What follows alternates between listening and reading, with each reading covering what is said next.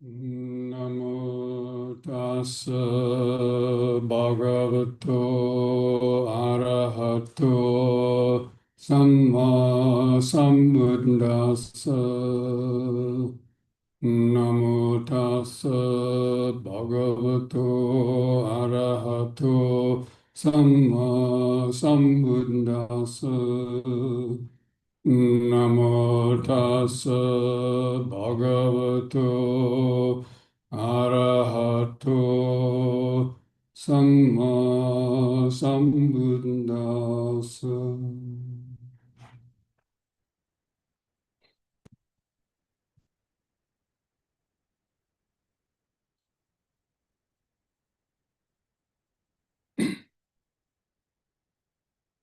Okay, friends, so now is the time for the Dhamma talk. So what is a Dhamma talk?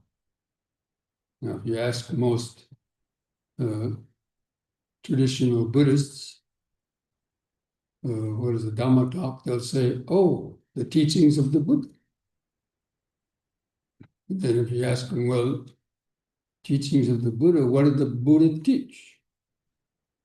He taught the Dhamma. So what came first? The chicken or the egg, the Buddha or the Dhamma?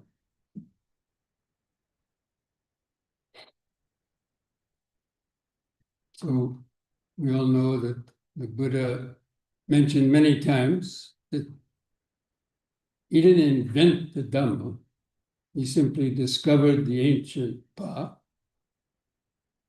the path to wisdom and liberation that had been lost for long periods of time.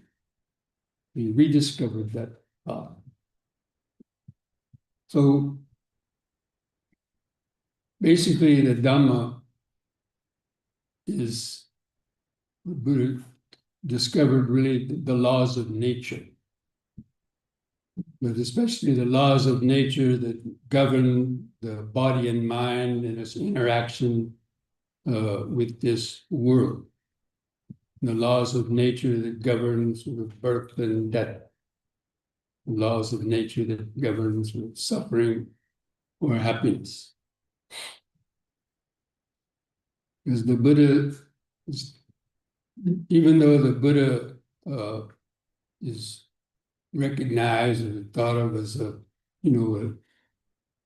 world leader of a world religion, or discovered a new religion, the Buddha himself basically, in my point of view anyway, was a scientist. And his main hypothesis, his main aim was at discovering the cause of suffering in the lives of living beings. What causes them suffering? Because he looked around and he saw how some people are suffering a lot more than others in terms of physical health, long age, wealth or poverty, mental faculties. He saw how basically, every person is kind of different in that regard, suffered in different ways. And that's what really intrigued the Buddha. He really wanted to find out what was the cause of that. So the Buddha wasn't interested in religion. Like, he wasn't interested in who made the world, or how long did it take to make the world, the beginning of the world or the end of the world, or other philosophical questions that some religion give big importance to. But he was interested in that, the very gut level of human experience, not only human experience, but even animals and other living beings. So that was what drove him to search for the truth. A lot of you may know the story of how the Buddha got to his experience of enlightenment. He was born as a prince, so he was supposed to inherit the throne, the kingship, but he wasn't attracted to that. He really had this yearning urge to discover the truth about life. Why should he become a prince or a king as opposed to all the other people that weren't so fortunate? So anyway, when he left on his search, he went to the so-called holy men of the day, the people that were ascetics who were supposed to have attained the highest states of meditation or the truth, or realized God, different things like that. And we went and he, studied with them. And they taught him how to meditate and how to get his mind into states of like emptiness and nothingness and all these exalted states where he's sort of like beyond the body and so on. And get his life, his mind filled with infinite light and bliss. And people were saying, "Hey, that's enlightenment. That's God." Then the Buddha asked his teachers, "Is that all you got?" Because the Buddha attained those states. And they were very exalted. He could stay in there for days and nights. But when he came out, he realized he really hadn't changed too much. Still had his kind of ego-dominated mind and so on. So he left that teacher and went to another one. His other teacher had attained even a higher formless jhana than the previous one. So the same thing happened. Siddhartha perfected those states. And then he said, "Is that all you got?" And he said, "Yeah, So the Buddha went off on his own. He said, "You're a human being, I'm a human being. Why should I go around and ask other human beings about the truth?" So that's what led him to sit under the Bodhi tree and change his focus of meditation a little bit, and then came up with his version of enlightenment. So anyway, the Buddha had to put his teachings into a kind of a format in order to teach people. But again, his whole focus of his teaching was about to discover the cause of suffering. And that's what he did in his enlightenment experience.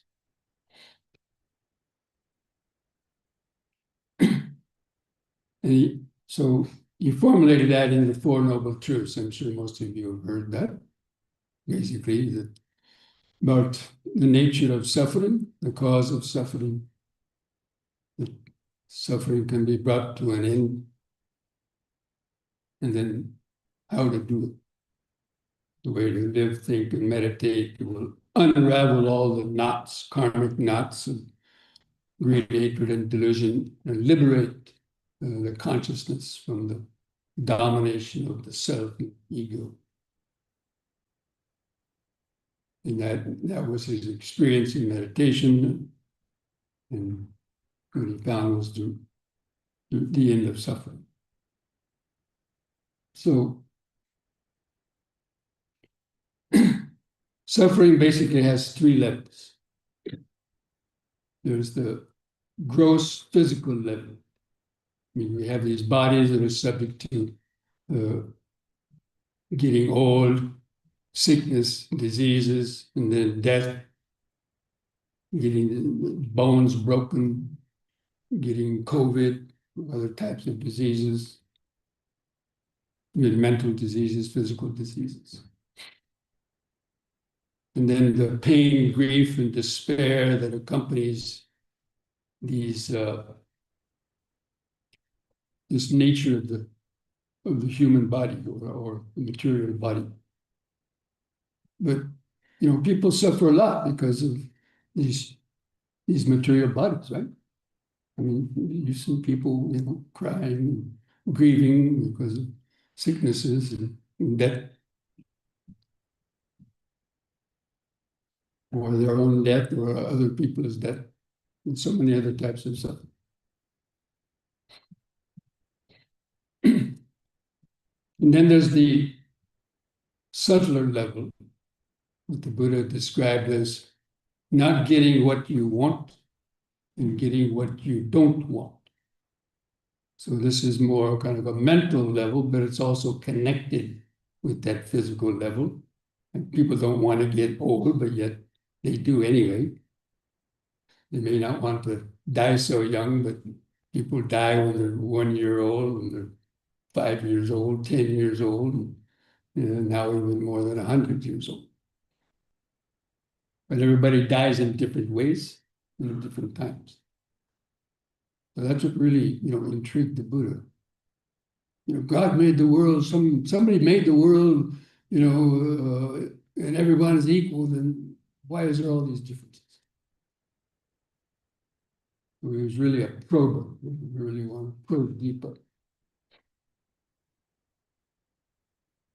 And then he discovered that all this process of birth and death and sickness, can eventually come to an end.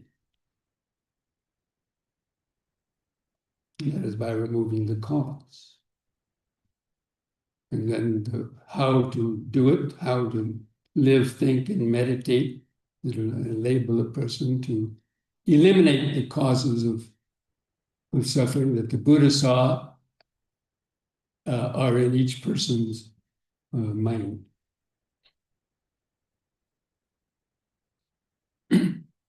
But as I mentioned before, the Buddha's teachings are based on basically are the natural laws.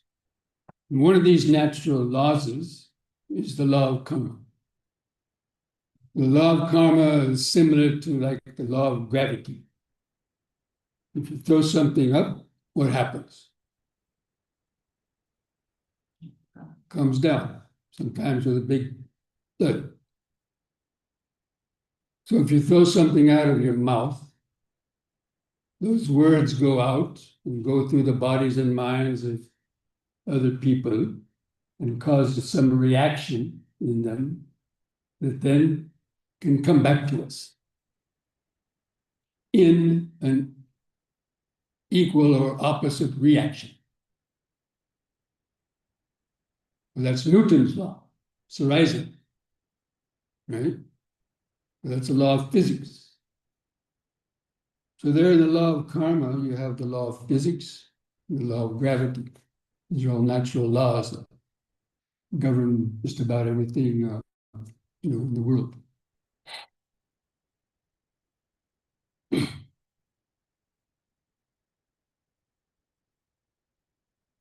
And so this law of karma is summed up in the first two verses of the Dhammapada, of the Buddha, that all actions are led by the mind. Mind is their master. Mind is their maker. If one acts or speaks with an impure mind, then suffering will follow, as the cartwheel follows the foot of the ox. And in the same way, if one acts or speaks with the pure state of mind, then happiness will follow, like your shadow follows you around. So in these simple verses really contain the essence of the whole of the Buddha's teaching. So basically, it's about the mind. How we think, act with the body, and speak. All those three actions of body, speech, and mind are connected and involved with those verses that I mentioned.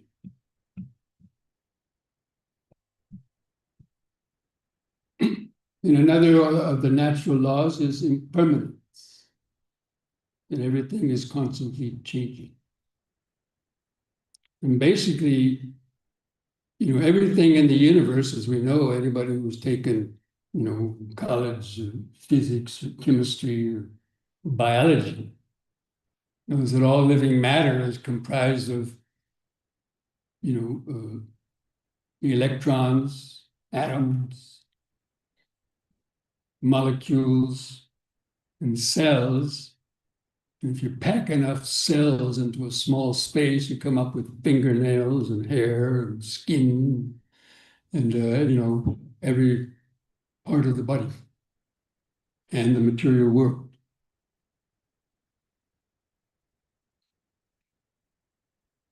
And those are constantly in a state of flux and change.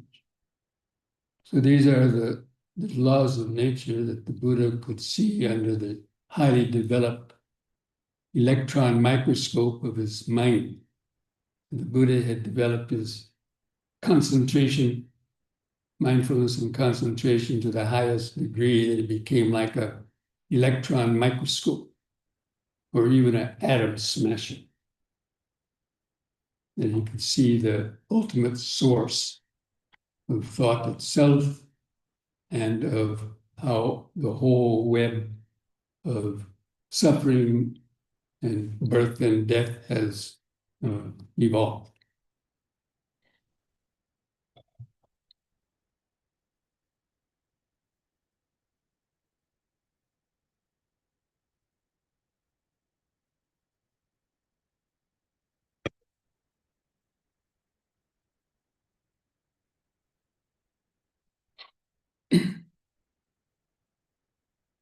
Now, that I would take you all on a little journey. Everybody like to take a little journey back in time, back to where it all started, your life started, back to the moment of conception in the mother's womb.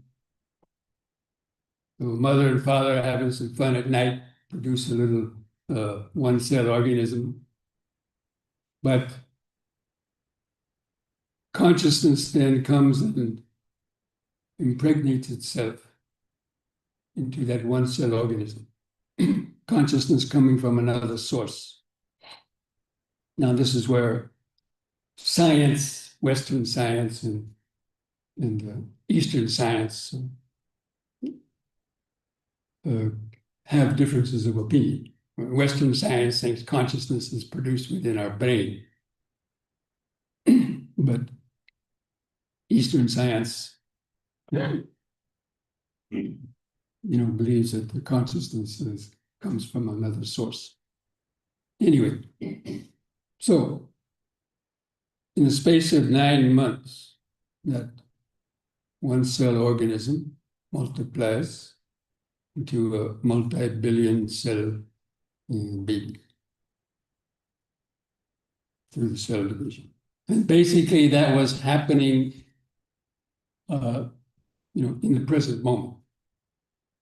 And with each cell division, that consciousness or awareness went into every succeeding cell. So essentially, every cell of the body has a kind of an awareness. And they're all connected in the inner internet. They know how to talk to each other. So something happens in your little toe and it rings bells in the brain and other places too. And this body has a kind of a natural wisdom. This marvelous human body, which is the highest evolved being on the earth that we know of as yet. So all that happened without AI. It happened without IBM computers. It happened without Einstein. It happened without brain surgery. It evolved through natural wisdom.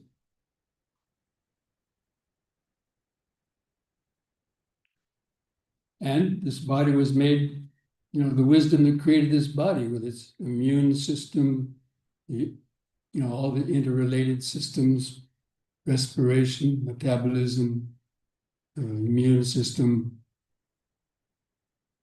and so on. The body, basically knew how to heal itself.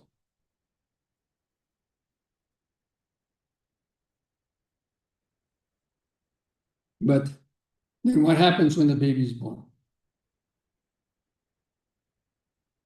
Baby comes out, first thing that happens, the doctor cuts the cord.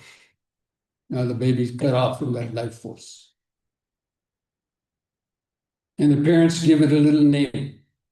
Little Johnny, little Susie, little Mohan.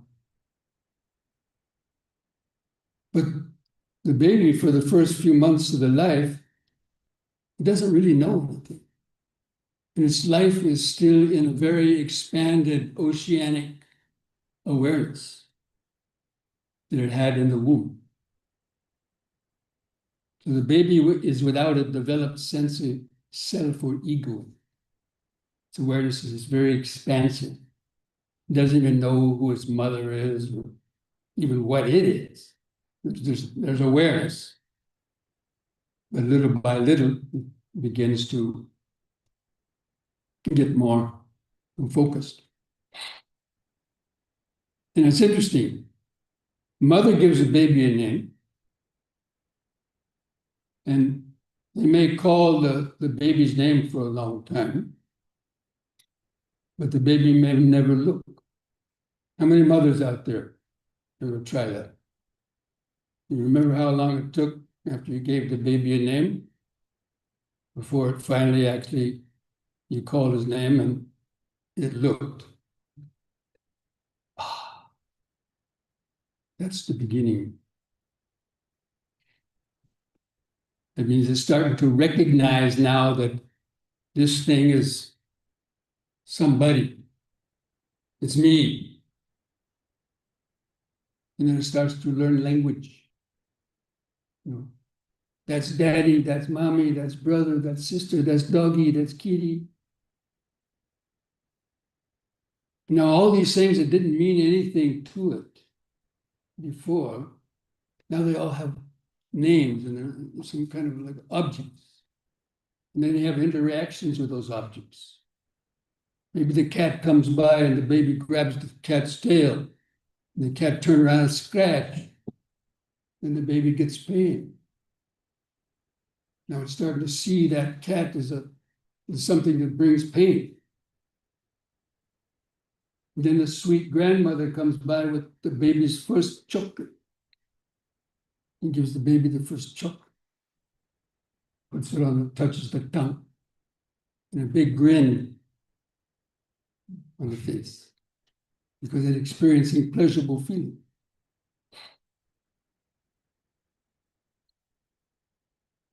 And then it starts to identify the face, that face, with a pleasurable feeling. And now it knows pleasurable feeling and it knows painful feeling. And it's kind of attracted to the pleasurable feelings. Kind of, afraid or doesn't like the painful feelings. And now everything it comes into contact with after that is labeled as something that brings pleasure or something that brings pain. Of course, there's other things that don't bring pleasure or pain, kind of neutral things, but they don't really attract the baby's attention too much. And the baby starts crawling, wanting to grab everything. So now for 9 months, the baby's mind and the body were basically fused together. There was no real difference because every cell of the body as part of that mind adds to the sum total of the mind.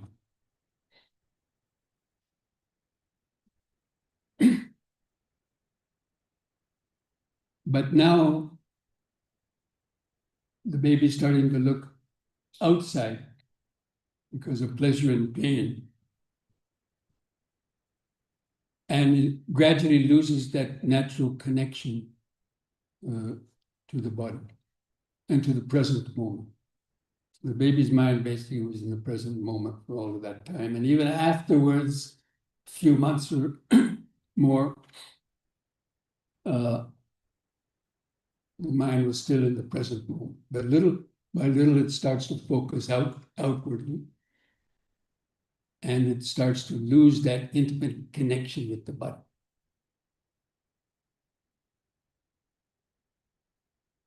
And it starts thinking about the future, because it's wanting those pleasurable feelings again.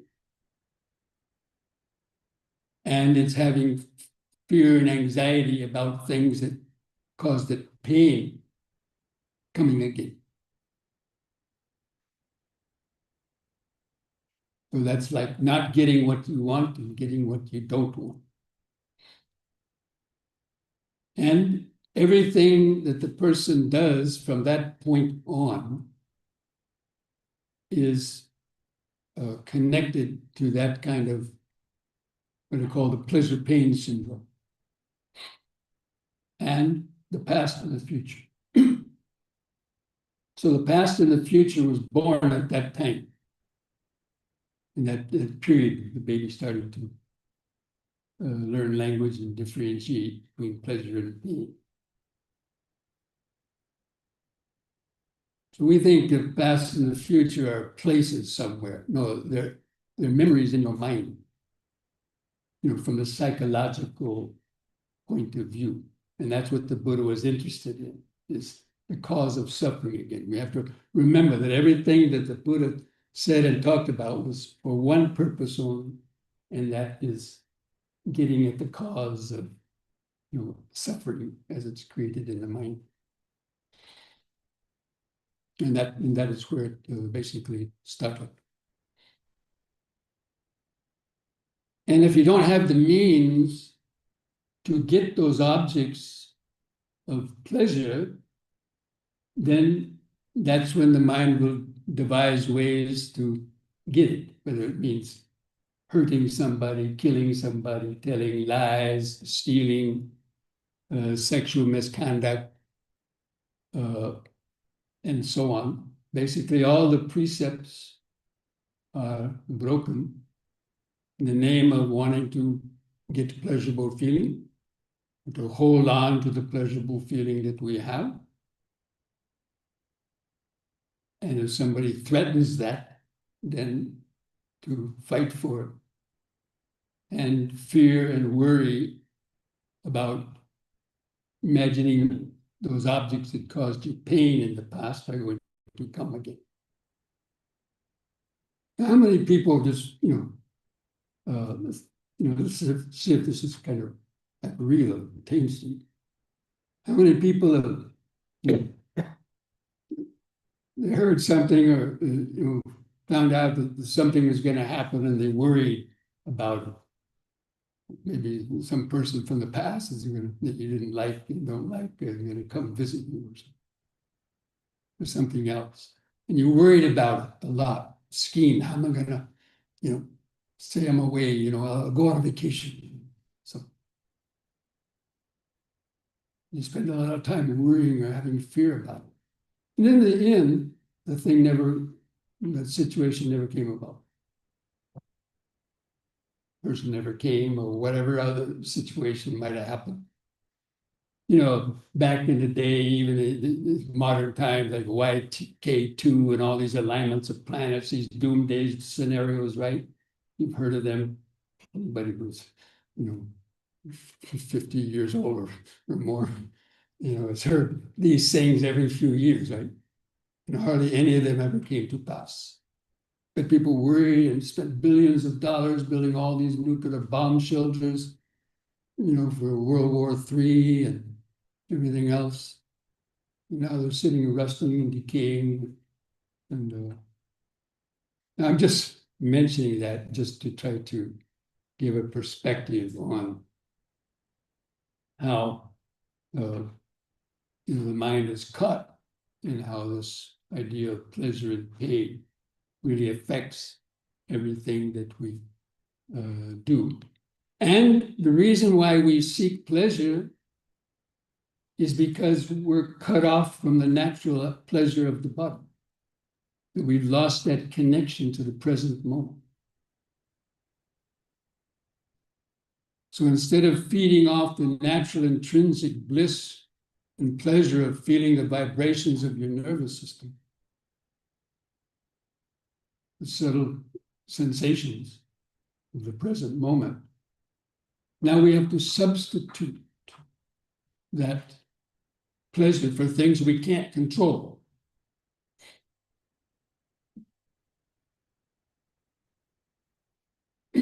So, that is really the evolution of the suffering, having been disconnected, from the present moment, which is the breathing body.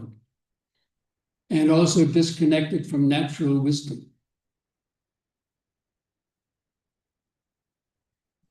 Look, the body knew how to heal itself, right? The immune system, and so on.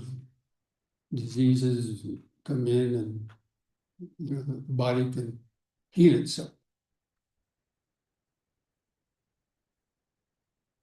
But we've lost that intimate connection with the body, and we've interfered with the natural functioning of the body out of our greed for pleasure, for taste and other things, and just greed and desire, and the way we've manipulated the planet, polluted everything in order to get minimal minerals and all the things needed to build luxury mansions and super yachts and all the modern gadgets of the world.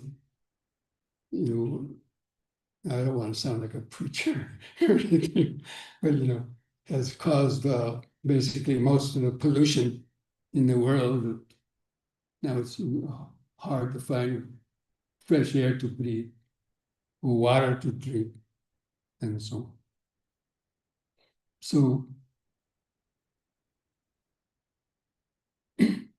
So basically that's how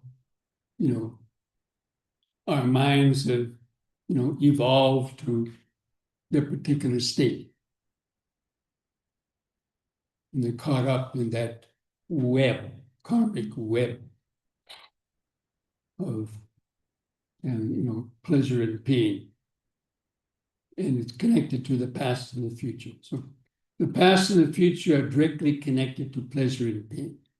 Because everything you do in your life basically is trying to get some kind of pleasure or happiness.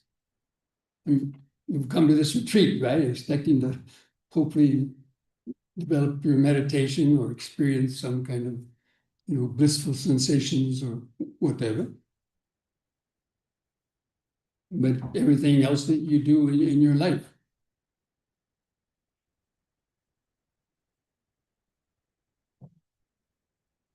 And I'm not saying that that is a bad thing, but again, is to point out that we depend too much on trying to acquire pleasure and comfort and happiness from the world that we can't control, of impermanence. And we've lost that connection to the natural happiness. And so let's say a teenager, I speak from my own experience, giving you examples. Maybe the first time you smoked a cigarette, maybe you stole one from your mother's purse or from the house or something, and you're hanging out with a tough crowd, and you want to be part of the in crowd, the club, and the older people, going to smoke a cigarette, you're a tough person, you're a man or whatever. And so out of innocence, you take a little puff, and then you take another one, and after some months, you start What's that? Is the body telling you something? But then you go to light up a cigarette, and the body's saying, don't do that, don't do that. But the mind says, shut up.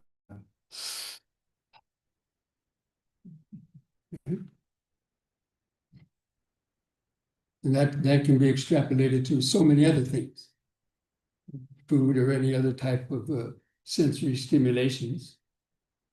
And people want to stimulate their senses, but in doing that, they're causing interfering with the natural functions and healing processes of the body.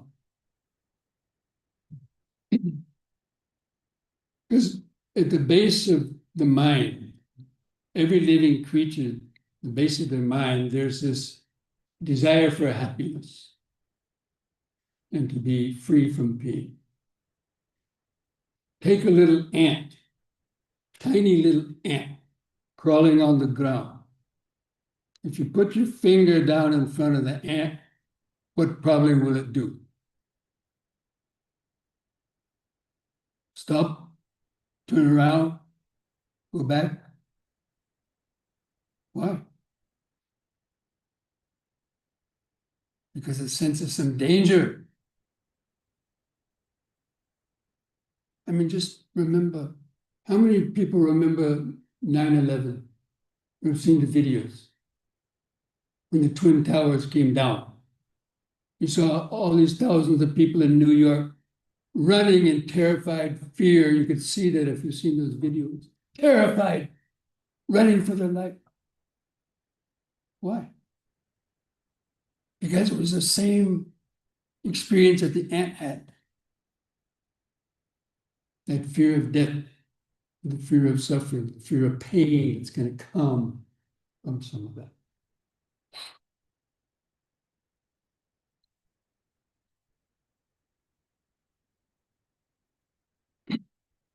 So if people are wanting to be happy, why do they do things that cause them unhappiness? You know, it's kind of ironic, right? People want to be happy, but in the name of that happiness, they do the very things that cause them so unhappiness. In terms of, like not living according to the laws of nature, which means the law of karma. They're doing the very things that are the source of suffering. They're doing those things. But yet they profess they want to be happy. So it doesn't make sense.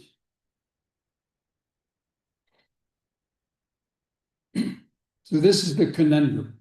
This is the predicament that most people find themselves in. And the way the Buddha analyzed it, he had a very analytical mind. He was like a doctor. Look at it, if you go to the doctor and you say, hey, doc, I'm sick. He said, what are your symptoms? What are your symptoms? You tell him, well, I got a pain here. I got something over here. So he thinks about that. And then based on those symptoms, he comes up with the cause of that. And then he prescribes medicine. And you can take the medicine, maybe get well, or you can not take the medicine, maybe not get well, or get worse. So in the same way, the Buddha saw the symptoms of suffering. He saw people crying and screaming out of fear. He saw people writhing in open sores and boils, and people crying because of loved ones being dying and so on. He saw people in mental anguish. These are the symptoms. The symptom of something. And the Buddha analyzing it like a good doctor, saw that it was because of these delusions in the mind. And through his scientific experiment of examining the body and mind with his high-powered mental faculties of super concentration, it became like a microscope, as I already mentioned. He saw how that whole process of karma, go back in a person's life, even in his own life, and saw everything that he did over past lifetimes, how everything had a consequence. He became a master of understanding about the law of karma and about the suffering that's connected with that. And he saw how basically it came about through, delusion, not understanding the truth, not understanding the truth about this mind. And then being cut off from the fountain of bliss, which is the present moment.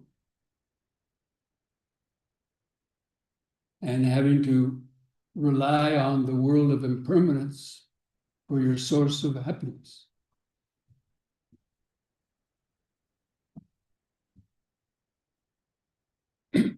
So he then devised a plan, a medicine to cure those causes of suffering, greed, hatred, and delusion. And that was the Dhamma. That was the Noble Eightfold Path.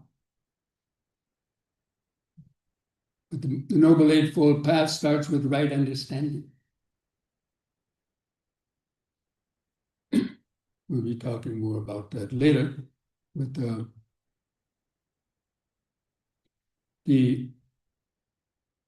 so if the cause of suffering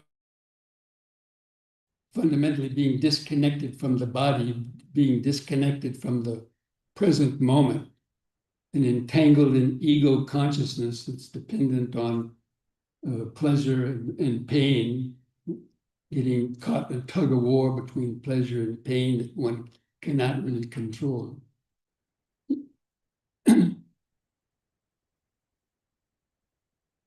So he saw that getting connected back to the body would be the first step. And that's why in his teachings, the 4 foundations of mindfulness, I think most of you probably have read that, or studied that, or even do that. The 4 foundations of mindfulness. This is the Buddha's path, which clearly, even at the very beginning of the sutta, said this is the direct way for the overcoming of sorrow, lamentation, pain, grief, and despair, overcoming ignorance and developing wisdom. But it starts with mindfulness of the body and mindfulness of the breathing. Because see, most people's minds most people are lost in their thoughts most of the time. Probably 90% of the time. Even at night, people are dreaming, don't even know what they're dreaming about, they get a nightmare or something. And in the daytime, their minds are usually ahead of their bodies. You're going somewhere, but you're already thinking about the destination, not paying attention to where you're going. You're driving your car, you're thinking about the past to the future. You don't see a bicyclist pull out and you knock them down, or you get in an accident, or you're walking along the street, not paying attention to where you're going, and you step in some dog doo-doo, or a pothole, twist your ankle. Then you start blaming others. They should have picked up that stuff. They should have repaired the pothole. No, you should have been mindful. You see, we always try to blame the outside world for our problems. But the Buddha saw came down to not being mindful, not being centered in the body and being overly dependent on sensual craving and desires. So the Buddha took up, the Buddha thinks differently than ordinary person.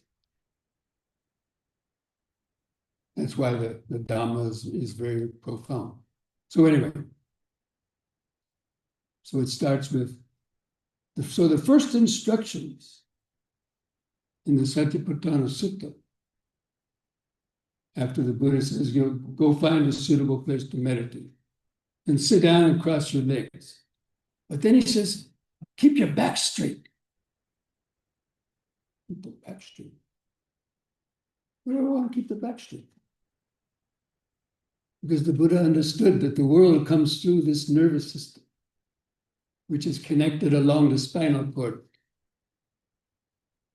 And so if you're slouching, you're not straight, those signals from the world get impeded and our mind becomes dull. And that's why we're not able to clearly, see our mind. So keeping the back straight, I've been talking about quite a lot. The posture. And then breathing in and out. So again, most of the time your mind is, kind of in the future or the past. Like even today's meditation or last couple of days, you saw your mind was in the future or the past. Just raise your hand once. That's okay.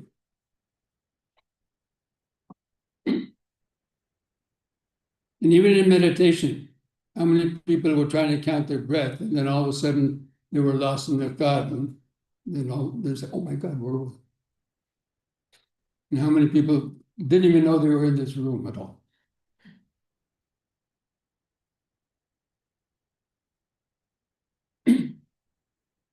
So, in the breathing, so our mind is out there most of the time. So first we have to find the body. You're breathing in, the air, first thing it touches the nostrils, right? So it's finding the body, nostril, or the lungs expanding and contracting. So the mindfulness of breathing helps the mind to find the body, the outer body. And then as you keep your attention on the outer body long enough, you start to feel subtle sensations under the skin. So now you're experiencing, sort of the inner body. You're getting closer to where the mind is, because the mind is working in the deep nervous system, in the brain, where our memories and so on. So as you bring the mind more and more into the body, experiencing subtler and subtler levels of vibration and sensation, not getting lost in your thoughts, now you can actually see where thoughts are coming from. You can see as they arise. And before you've been carried away. So that is sort of the beginning process of how to reconnect with the body by this by the practice of mindfulness of the body. There's a lot of different aspects of it, but to me, that's the most important aspect. It's about how to get recentered and grounded in the present moment so that then we have a front row seat to the mind, to be able to observe the activities of the mind, of feeling, perception, volition, and even the ego consciousness. We will be talking more about that later. But I just wanted to, in this first Dhamma talk, kind of try to give a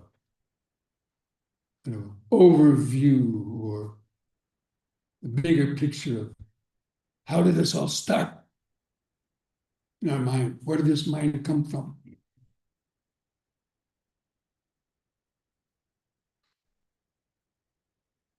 and the importance of learning how to get regrounded and centered in the body. Now, whoever told you that? Did I ever tell you when you were a young child, 4, 5, 6 years old, hey, keep awareness of the body, don't lose the body? Anybody ever tell you that? Did the doctor ever tell you? President of your country ever tell you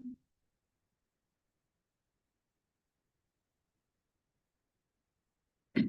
So no one's ever told us these.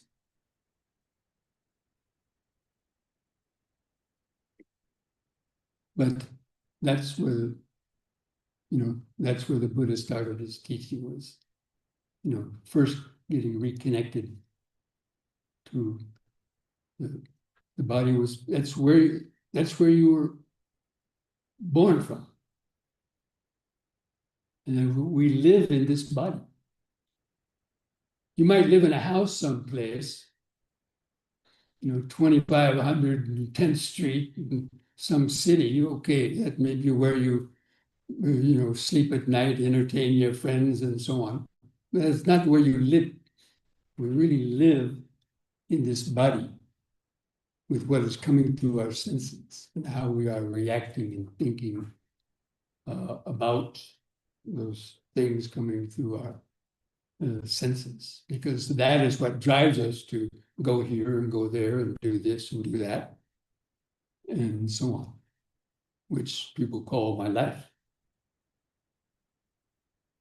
So we really live in this body. And we have to carry it around with us 365, 24/7, 365. So if we have to carry this body around with us that long, don't you think we ought to use it for a good purpose rather than causing us more suffering?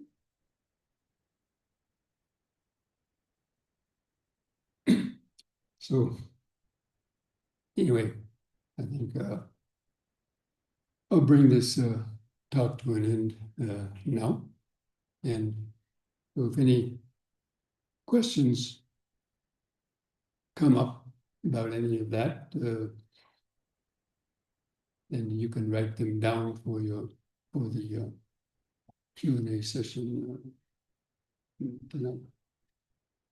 So now, while it's still sort of fresh in your mind, now your mind was perhaps focusing up here. How many lost touch with the body? Now we're going to get back into contact with the bodies and kind of just try to sit up a little bit straight. We're going to stand up in a minute, so don't worry. We got relief for your legs coming, but just for 1 minute. Just sit up straight, take a few deep breaths, try to bring your mind back to the body. Take a deep, slow breath, hold the air in your lungs for as long as you comfortably can. And just feel those sensations in the body.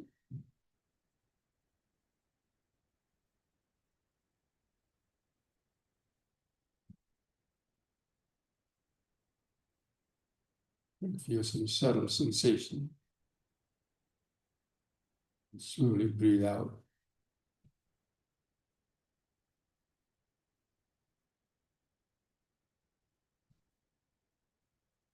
One more time.